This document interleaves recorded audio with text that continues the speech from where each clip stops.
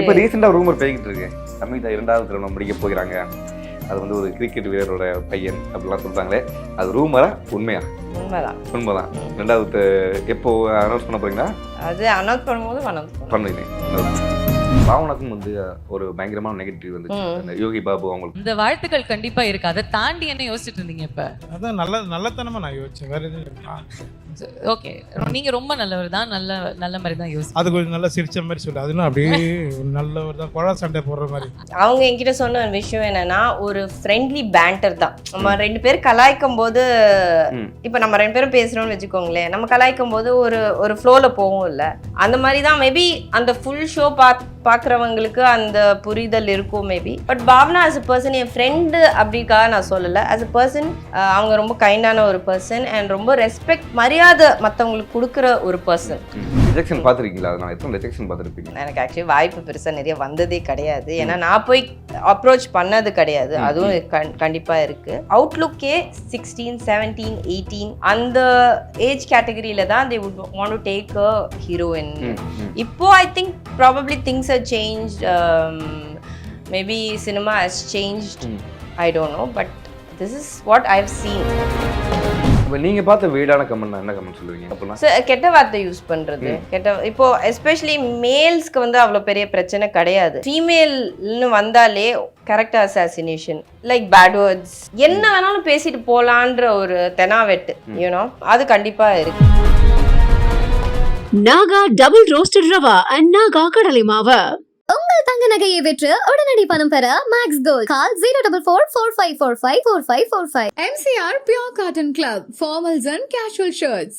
ஆக்சுவலாக வந்து எனக்கு பிக் பாஸ் பார்க்கும்போதே நீங்கள் பயங்கர க்ரெஷ்ஷாக இருந்தீங்க. உங்களை எப்படியாவது ஒரு வாட்டியாக மீட் பண்ணணும்னு நினச்சிருந்தேன். இன்றைக்கி நடந்திருக்கு. நான் ப்ரெஸ் மீட்டில் வந்து நீங்கள் பேசுனீங்க, பாம்பேலேருந்து ஹீரோயின் இருக்கிறாங்க, தமிழில் வந்து வாய்ப்பு கிடைக்கிறது ரொம்ப இது அரிதாக இருக்குது அப்படின்னு. இன்னைக்கு வாய்ப்பு கிடைக்கிறது வந்து எவ்வளோ பெரிய விஷயம்ன்றது வந்து எஸ்பெஷலி ஃபீமேல் ஆர்டிஸ்ட்ஸ் வந்து சச் அ பிக் சேலஞ்ச். எதனால அது உங்களுக்கு இருக்கா அந்த மாதிரி கொஸ்டின்ஸ் இன்னும் இருக்கா? தமிழ் சினிமாவில் ஏன் அப்படி இருக்குது அப்படிங்கிறது? கண்டிப்பாக இருக்குது. நான் என்ன ஃபீல் பண்ணுறேன்னா, ரொம்ப ஒரு ஸ்டீரியோ டைப்பாக இருக்குது. இப்போது ஒரு தமிழ் சினிமாவில் நடிக்கணும்னா ரொம்ப வெள்ளையாக இருக்கணும். ஒரு மாநேரம் கூட இப்போல்லாம் நான் காஸ்ட் பண்ணி எங்கேயும் பார்த்ததில்லை. ரொம்ப ஒரு வேறு லாங்குவேஜில் ஹிட் ஆனால் தான் இந்த நம்ம தமிழில் அக்செப்ட் பண்ணுற ஒரு லெவலில் இருக்குது. ஒரு நிறைய ஃபிலிம் மேக்கர்ஸ், டைரக்டர்ஸ் வந்து புது டேலண்ட்ஸை வந்து எடுத்துகிட்டு வரலாம். தமிழ் நல்லா பேசுகிற கேர்ள்ஸு, நல்ல தமிழ்நாடுலேருந்து ஒரு நல்ல டேலண்ட்டை வந்து எடுத்துகிட்டு வரலான்றது கண்டிப்பாக இருக்குது. ஏன்னா அந்த கலரிசம்ன்றோம்ல, நம்ம வந்து மேல் ஆக்டர் வந்து நம்ம யூஸ்வலாக எல்லாரும் இருக்கிற காம்ப்ளெக்ஸ்லாம் இருக்காங்க, ப்ரௌன் கலரில் இருக்காங்க, இல்லை டார்க்காக இருக்காங்க. பட் ஃபீமேல்ஸ் மட்டும் வெள்ளைனா அப்படியே ஒரு கண்ணாடி வச்ச மாதிரி வெள்ளையாக இருக்கிறது வந்து ஒரு அக்செப்டன்ஸ் தான். மேபி நம்ம ஆஸ் அ சொசைட்டி நம்ம வந்து டார்க் ஸ்கின், ப்ரௌன் ஸ்கின் வந்து பியூட்டிஃபுல், அழகாக இருக்காங்கன்றது அக்செப்ட் பண்ணோம், கண்டிப்பாக அக்செப்ட் பண்ணோம். அது ஒரு விஷயம் மாறணும். சமீக்தா பார்த்தா ஒரு 5 ரூமர் என்ன சோசியல் மீடியாவில்? ஒரு 5 ரூமர் சொல்லுங்கள். என்கிட்ட ரூமர் இருக்கு, அது ரூமரா உண்மையான நாங்கள் வந்து கேட்டுக்கிறோம், நீங்கள் சொல்லுங்க. என்னை பற்றி 5 ரூமரா? ஒரு மிஸ்கன்செப்ஷன், ரொம்ப நான் பணக்காரன்னு ஒரு மிஸ்கன்செப்ஷன் இருக்குது. நான் அவ்வளோலாம் பணக்காரனே கிடையாது. அது எப்படி வந்ததுன்னு எனக்கு தெரியல. அது மேபி அது வேற என்ன, நிறைய பேர் ஐ திங்க் எனக்கு ரொம்ப திமிரு அப்படின்னு ஐ திங்க் ஒரு மிஸ்கன்செப்ஷன். நான் கொஞ்சம் டம்மியாக தான் பிஹேவ் பண்ணுவேன், அது ஒன்று. வேற ரூமர்ஸ் என்னை பற்றி எனக்கு தெரிஞ்சு இப்போ ரீசெண்டாக ரூமர் பேசிக்கிட்டு இருக்கு, சமீதா 2வது திருமணம் முடிக்க போகிறாங்க, அது வந்து ஒரு கிரிக்கெட் வீரரோட பையன் அப்படிலாம் சொல்கிறாங்களே, அது ரூமரா உண்மையா? உண்மைதான். 2வது எப்போ அனௌன்ஸ் பண்ண போறீங்களா? அது அனௌன்ஸ் பண்ணும்போது பண்ணுவீங்க. ஓகே அது இருக்கு. ரிஜெக்ஷன் பார்த்துருக்கீங்களா? அதனால் எத்தனை ரிஜெக்ஷன் பார்த்துருப்பீங்க? ஏதாவது ஒன்று கால் பண்ணி ஓகே அப்படின்னு சொல்லி எந்தெந்த படத்துக்கு ரிஜெக்ஷன் பார்த்துருப்பீங்க சொல்ல முடியுமா ஓப்பனாகவே? ஸோ எனக்கு ஆக்சுவலி வாய்ப்பு பெருசாக நிறைய வந்ததே கிடையாது, ஏன்னா நான் போய் அப்ரோச் பண்ணது கிடையாது. அதுவும் கண்டிப்பாக இருக்குது.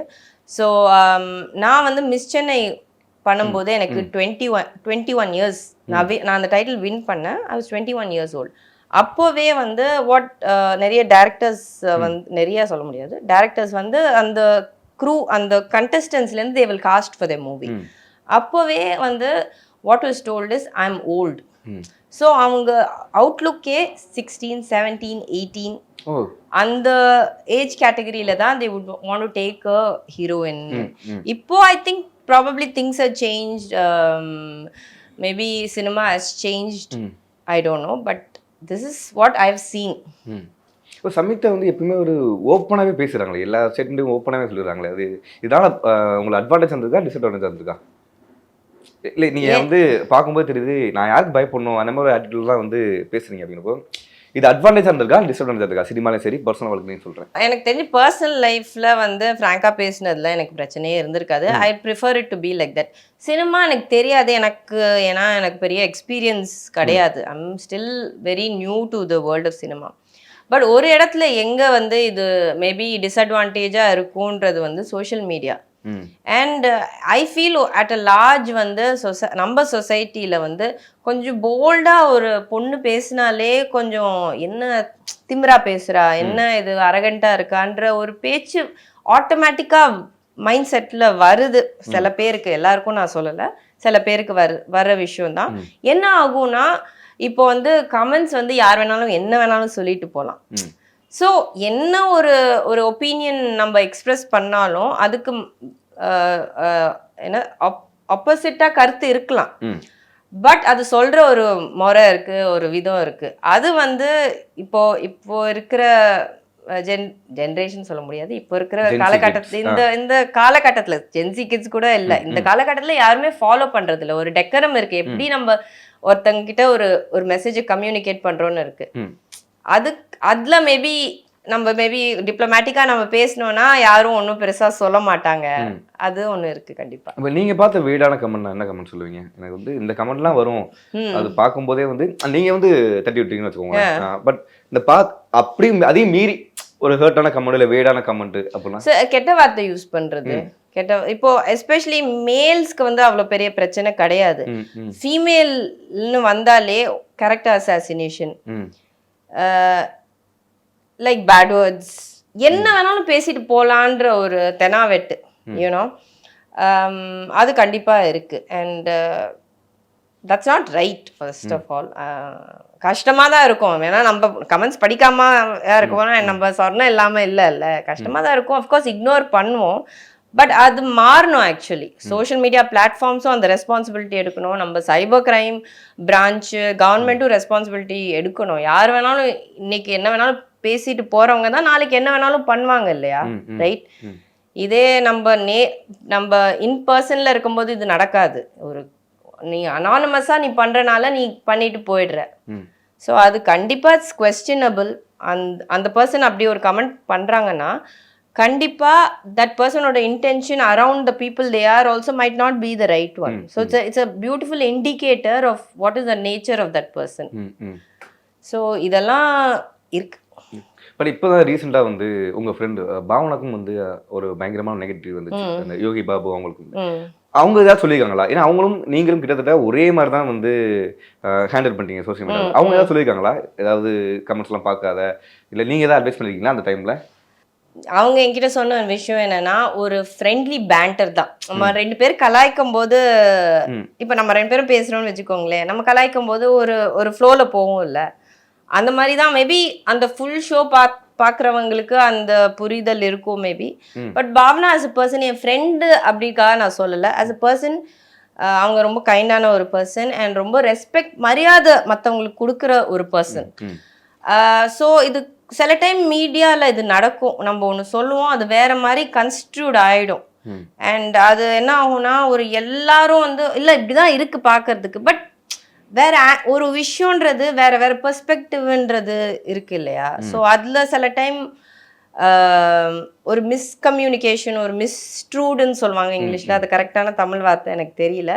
பட் என்ன ஆகும்னா, நம்ம பார்த்ததுன்னா நம்ம டக்குன்னு அப்படியே ஒரு கிராஸ் பண்ணிப்போம். அண்ட் அது எல்லாரும் சொல்றனால அது ஒரு பில்டப் அதுக்கு மேலேயே ஆகும். ஸோ அதை போய் ஆர்கியூ பண்ணி பிரயோஜனம் இல்லை.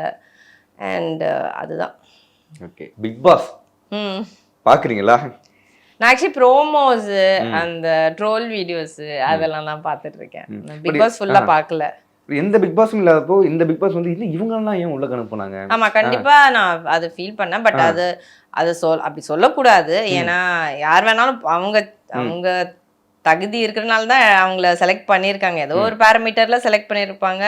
இப்போ வந்து சோஷியல் மீடியா தான் இது பிளாட்ஃபார்ம்னு ஆயிடுச்சு. ஸோ நான் ஒரு விஷயம் என்ன நினச்சேன்னா, மேபி இப்போ ஆல்ரெடி ஃபேமஸாக இருக்கிறவங்க இருக்காங்கல்ல, அவங்க கஷ்டப்பட்டு ஒரு ஸ்டேட்டுக்கு வந்திருக்காங்க, ஒரு நல்ல பேர் வாங்கியிருக்காங்க. பிக் பாஸ் வீட்டில் போய் அது கெடுத்துக்க கூடாதுன்னு சொல்லிட்டு நிறைய பேர் மேபி நான் வரமாட்டேன்ப்பா விட்டுரு, ஏன்னா பார்த்துருப்பாங்கல்ல நிறைய பேர் நல்ல ஹையில் இருக்கிறவங்க உள்ளே வந்து ஃபுல்லாக டேமேஜ் ஆகி வெளில போயிருக்கிறது பார்த்துட்டு maybe they would have not gotten famous people to come in. அதனால சோஷியல் மீடியா ஃபேமஸாக இருக்கிறவங்கள வச்சு பண்ணுறாங்கன்னு நான் நினைக்கிறேன் ப்ராபப்ளி. பட் எனக்கு என்னமோ அதில் ஒரு சுவாரஸ்யம் பெருசாக இல்லை ஆக்சுவலி.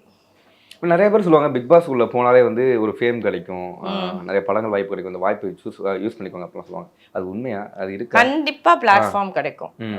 நான் இவ்வளோ தூரம் வந்திருக்கிறதே என்னோட பிக் பாஸ் தான். அது 100% கிரெடிட் கொடுத்தே ஆனோம். ஏன்னா அது ஒரு இன்னொரு ஆடியன்ஸ்க்கு நம்மளை ரீச் எடுத்துகிட்டு போயிடும். இப்போது உங்களை பிடிக்குதோ பிடிக்காதது வந்து செகண்டரி, பட் எல்லாருக்கும் வந்து ஓகே பிக் பாஸில் இருந்தாங்கன்ற ஒரு பேர் வருது இல்லையா? So that's a great platform.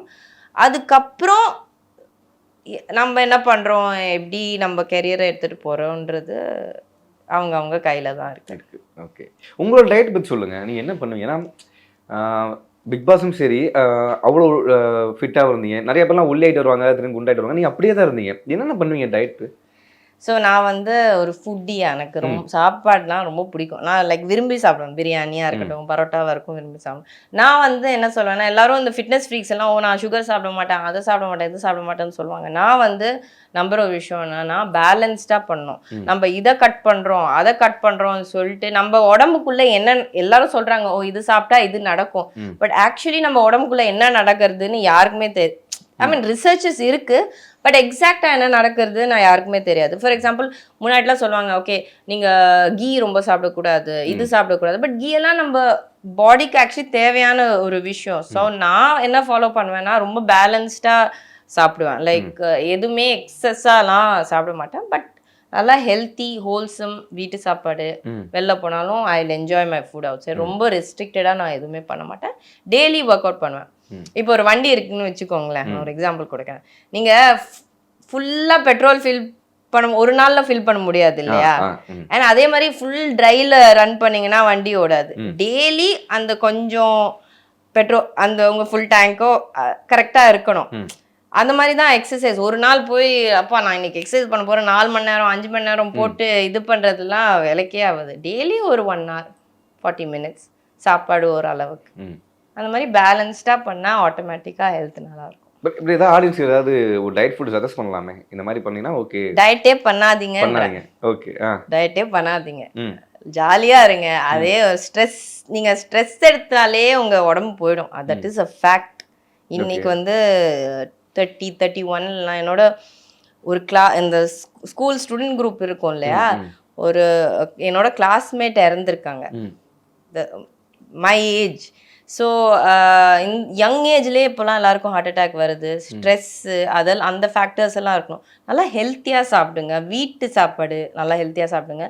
If at all ஒரு டிப் கொடுக்கணும்னா, இந்த நம்ம நிறைய ரைஸ் சாப்பிடுவோம்ல, சவுத் இண்டியன்ஸ் ஜென்ரலி நிறைய ரைஸ் சாப்பிடுவோம், அதை கொஞ்சம் பாதி கட் பண்ணுங்க. நிறைய ப்ரோட்டீன்ஸ் எடுத்துக்கோங்க, லைக் ஃபிஷ், சிக்கன், உங்களுக்கு என்ன பிடிச்சிருக்கோ எடுத்துக்கோங்க.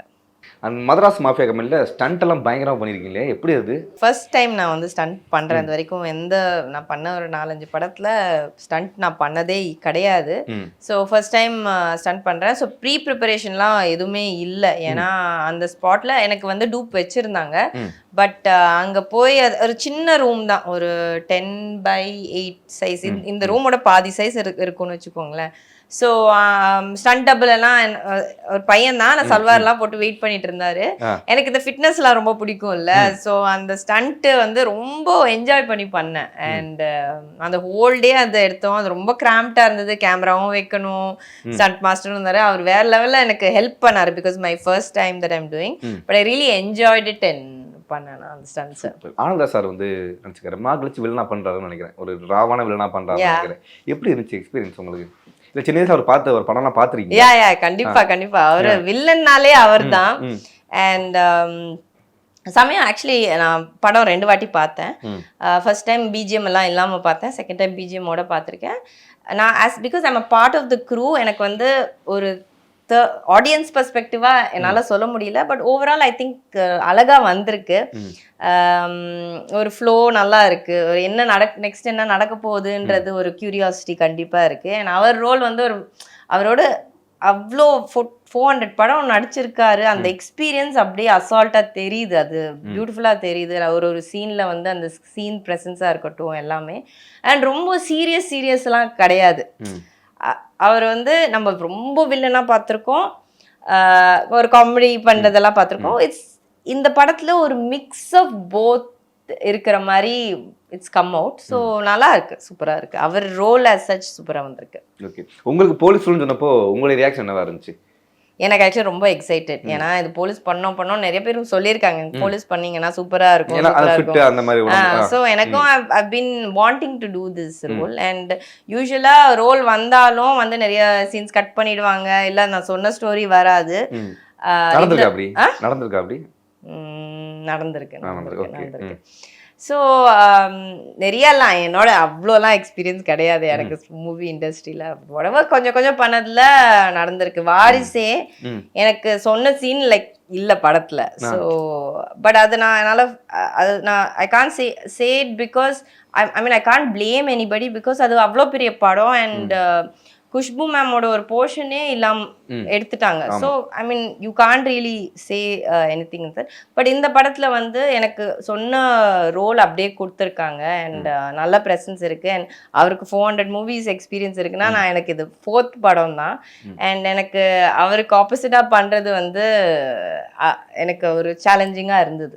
ஓகே, உங்களோட டயட் பற்றி சொல்லுங்கள். நீங்கள் என்ன பண்ணுவீங்க? ஏன்னா பிக் பாஸும் சரி அவ்வளோ ஃபிட்டாக இருந்தீங்க, நிறைய பேர்லாம் உள்ளாயிட்டு வருவாங்க, திரும்பி குண்டாயிட்டு வருவாங்க, நீங்கள் அப்படியே தான் இருந்தீங்க. என்னென்ன பண்ணுவீங்க டயட்டு? ஸோ நான் வந்து ஒரு ஃபுட்டி, எனக்கு ரொம்ப சாப்பாடுலாம் ரொம்ப பிடிக்கும். நான் லைக் விரும்பி சாப்பிடுவேன். பிரியாணியாக இருக்கட்டும், பரோட்டாவாக இருக்கும், விரும்பி சாப்பிடுவேன். Naga double roasted rava and Naga கடலை மாவு. உங்கள் தங்க நகையை விற்று உடனடி பணம் பெற maths gold. Call 04445454545. MCR Pure Cotton Club, formals and casual shirts.